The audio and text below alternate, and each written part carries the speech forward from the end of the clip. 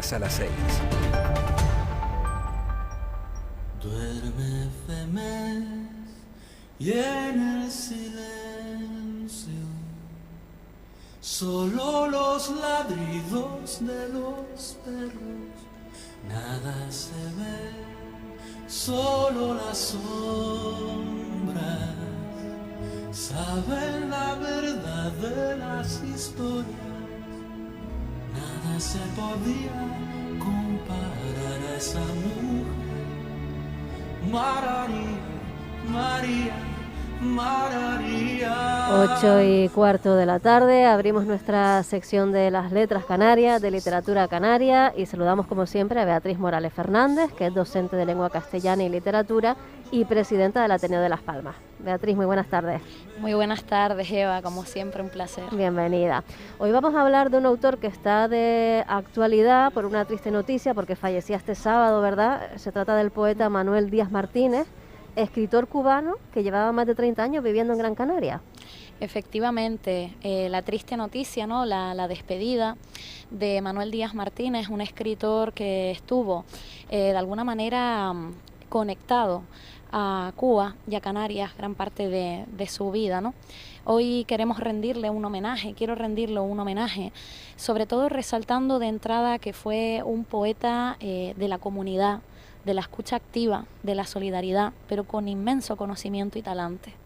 Yo creo que hay que resaltar de entrada que fue un hombre que vivió por y para la poesía. Todo le parecía poesía. El mundo en sí mismo era un material poético en el cual pues siempre se veía reflejado y siempre estaba pensando en crear poesía. Incluso los últimos días de su vida, me contaron sus hijas, ya pensaban algunos versos para seguir escribiendo. Tenía la mente muy activa con la belleza poética de la vida, ¿no? Él nace en 1936 en Cuba, gran parte de sus inicios de vida están marcados allá y de hecho hablaremos de que hubo un hecho histórico que lo marcó y por el cual se vino hacia las Islas Canarias, ¿no? Pero desde que era pequeño, porque siempre hablamos de los orígenes, ¿no?, de nuestros poetas canarios de referencia, y él lo es. Desde pequeño siempre estuvo muy vinculado a la lectura escolar. Él dijo que Gustavo Adolfo Bécquer lo marcó como futuro escritor y gran lector, ¿no? Que él siempre, después de leerlo, de hecho más adelante hizo una obra estudio de Bécquer, pero que una vez leyó a Bécquer se enamoró tanto que siempre iba a la biblioteca escolar a leer y eso lo inspiró después para ser escritor. Desde que tenía 16 años publicó su primer artículo y a los 20 su primer librito de poemas, entonces ya desde una pronta edad empezó a estar muy conectado con la literatura cubana y específicamente con la comunidad de escritores y escritoras que se iba gestando. Tanto es así que desde una pronta edad pues él fue diplomático en Bulgaria, investigador del Instituto de Literatura y Lingüística de la Academia de Ciencias de Cuba, redactor jefe del suplemento cultural Hoy Domingo, del diario Noticias de Hoy de La Habana y de la Gaceta de Cuba, de la Unión Nacional de Escritores y Artistas de Cuba. Es decir, que ya tuvo una gran representación y referencia cultural desde jovencito. Pero ¿qué es lo que ocurre? Aquí hay un contexto histórico que lo va a marcar, no solo a él, sino él forma parte de lo que se llama la generación del 50 en Cuba y de la cual él en un blog que tenía y que podemos seguir disfrutando, el blog de Manuel Díaz Martínez nos cuenta, y es que en 1956 se publica el manifiesto de Sierra Maestra, en el que Fidel Castro y Raúl Chivas, entre otros, apegan a de alguna manera lo que buscan es la libertad del pueblo, porque en 1956 empieza la resistencia, la revolución cubana, teniendo en cuenta que en ese momento estaba la dictadura de Fulgencio Batista, ¿no? Eso genera que desde 1959 cambie el régimen y estos poetas del 50 lo que querían era pues efectivamente todo lo que habían escuchado en ese manifiesto se cumpliese. Empiezan a crecer, siguen trabajando, escribiendo y hay una ley, la ley del 88, que marca una gran censura para estos poetas. Se dan cuenta de que no pueden escribir lo que quieren, no pueden hablar del concepto de libertad si no está avalado por Fidel Castro, ¿no? El castrismo, como lo hablan. Y entonces esto va a generar, de hecho esa ley hace que no todo el mundo pudiese salir del país, los artistas no podían salir del país cuando quisiesen. Y esto es lo que hace que surja la que se denomina la Carta de los 10, la Declaración de Derechos Intelectuales Cubanos de 1991, en la que Manuel Díaz Martínez participa con otros poetas de referencia en aquel momento, en el que lo que buscan es de verdad defender esa libertad de derecho, de desplazamiento que se les estaba quitando a todos ellos.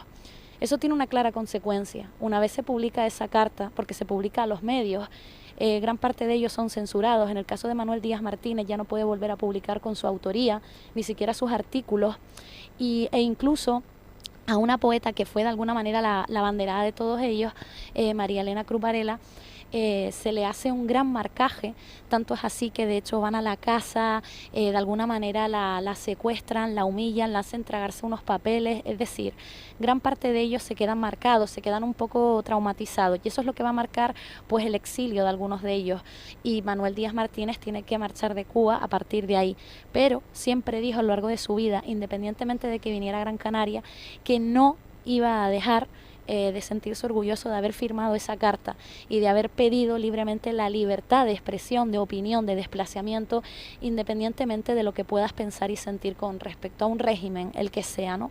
Yo creo que el poeta de la valentía también por eso.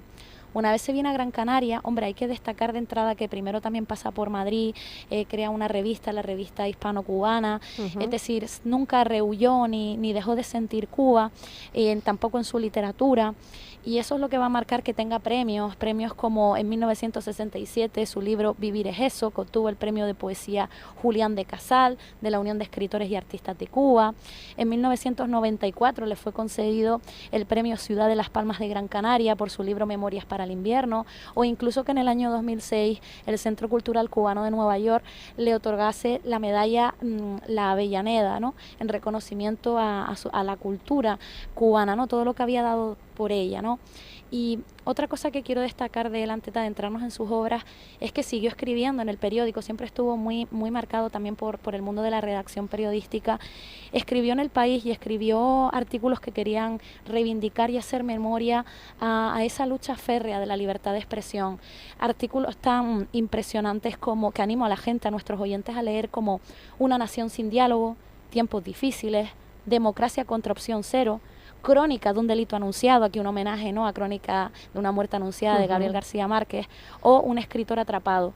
En estos artículos habla de lo que significaba ser escritor en Cuba en esos años de los 60, 70, donde ellos tenían un ideal y no podían cumplirlo, y aún así desde fuera, como fue el caso de Manuel Díaz Martínez, siguió luchando por una Cuba diferente, por una literatura que pueda hablar de la libertad de expresión. Incluso aquí, cuando llega a Gran Canaria, los últimos 30 años ha estado también muy vinculado a Cuba, o se subsume, digamos, en la literatura canaria y se puede destacar alguna obra, o quién fue él, su figura dentro de la literatura de las islas. Siempre estuvo muy marcado por ese concepto transatlántico. Él conectó mucho Cuba con Canarias a través del tiempo, la nostalgia. Hay una serie de temáticas que podemos destacar de él. De entrada, como decía antes, al pertenecer a la generación del 50, lo que buscaban, y él buscó también a través de su obra, es que la poesía pudiese llegar a la gente, que fuese cercana a la gente, no tanto un ritmo rimbombante, modernista, sino cercana a la ciudadanía. Temáticas que él abordó junto con otros coetáneos, pues pudo ser el hombre y la mujer y su influencia en el medio social, la revolución, la libertad, la función que tiene el concepto arte, es decir, siempre también hubo una vertiente reivindicativa social y filosófica en su poesía. Podemos destacar de él, por supuesto, que quiso humanizar la poesía, me parece algo espectacular y bellísimo que hizo. Sus primeros poemarios, él hablaba mucho de que son frutos dispersos, soledad y otros temas. Él decía que hablaba mucho de la belleza de la palabra, pero a partir de su poemario Vivir es eso, el que estuvo premiado, como comenté, pues ya intenta buscar más el concepto realidad, ¿no? Quiere acercar la poesía a la realidad. Ya no busca que la palabra cree mundo, sino que en el mundo se vea la poesía. Le da una vuelta al prisma. Y entonces ya a partir de ahí, pues podemos ver poemarios como Mientras traza su curva el pez de fuego, donde ya él habla de una poesía cercana al mundo, con temas, por ejemplo, la identidad. Él habla mucho de la identidad. Versos tan bonitos como: Permíteme, Manuel, que te pregunte, ¿quién eres? ¿Sabes ya quién es el dueño de estos ojos que ven pasar las nubes, de las nubes que dictan estos versos? Luego también un ritmo muy polimétrico, utiliza la estructura, las estrofas clásicas y les da una vuelta, los cuartetos o tercetos los transforman pareados, Intenta jugar un poco con lo establecido hasta la fecha, y el tiempo, como decía antes, también va a ser una constante, y la nostalgia. Y algo que es muy interesante es como el concepto nostalgia y exilio no lo ve como la devastación, sino como un símbolo de esperanza. De hecho, se habla mucho a sí mismo a través de la ironía y el humor.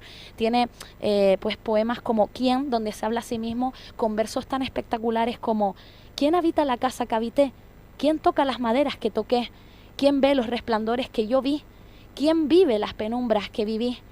¿Quién sueña en la ventana en que soñé? ¿Quién llora en la escalera en que lloré? ¿Quién abre los batientes que yo abrí? ¿Quién ríe en el pasillo en que reí? Poemas, como digo, ¿no? por destacar algunos versos, no lo leo entero, donde podemos ver estas constantes. Y por supuesto, una cosa muy interesante de él siempre se consideró ateo. Entonces él hace críticas a través de los versos a la divinidad ciega, al concepto de divinidad ciega.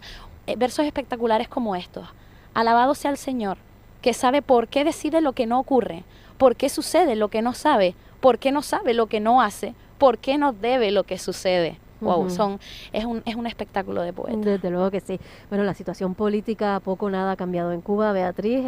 ¿Cuáles son las claves para seguir leyéndolo en la actualidad? Sí, destacaría una serie de claves. La primera, como dije antes, el poeta de la comunidad, el poeta de la presencia. ¿Por qué?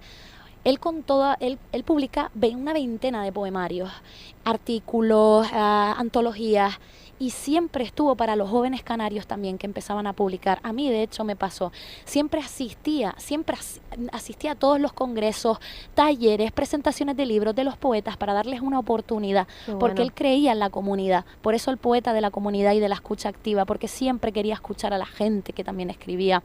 El poeta de la defensa de los derechos humanos y de la libertad, esa sería otra clave. El poeta de la valentía, y como digo también una última clave, que es el poeta de la esperanza dentro del exilio.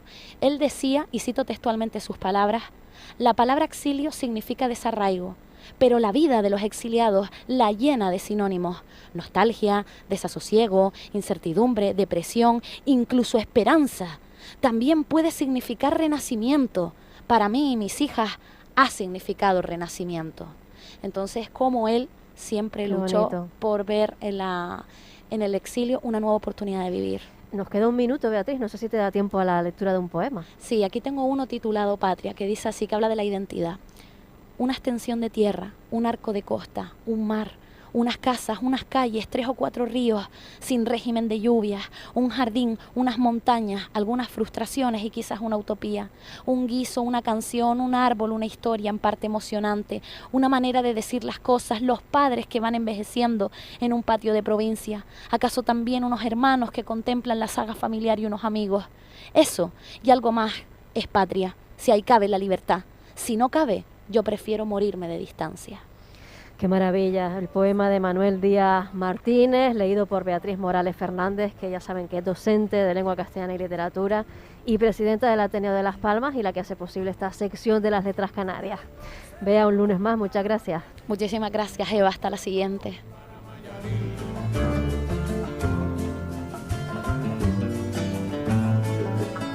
Y al crucero voy para Marcané, llego a Puerto, voy para Mayarín.